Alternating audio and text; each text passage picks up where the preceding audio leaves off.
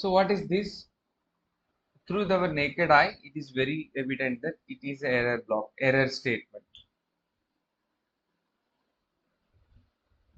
Look at this. So what happened? That's what I told, right? So whenever you get an error, the major problem is that, see, you are giving the folder structure. That means the folder structure is getting exposed.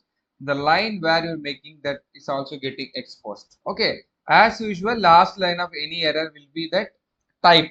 So zero division error is a type of the error that you got, and the division by zero is the meaning why that error is occurring. Type and the meaning of that. These are the two things that I want you people to keep in mind: type of error and meaning of the error. Okay, fine.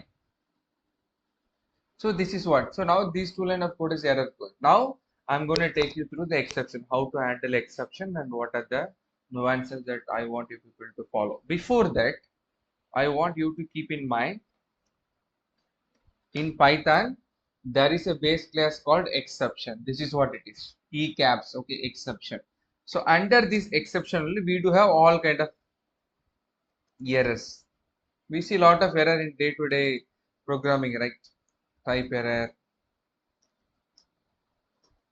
index error,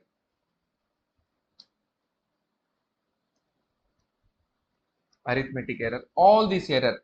So all these error comes under the class, base class called exception. Another interview question.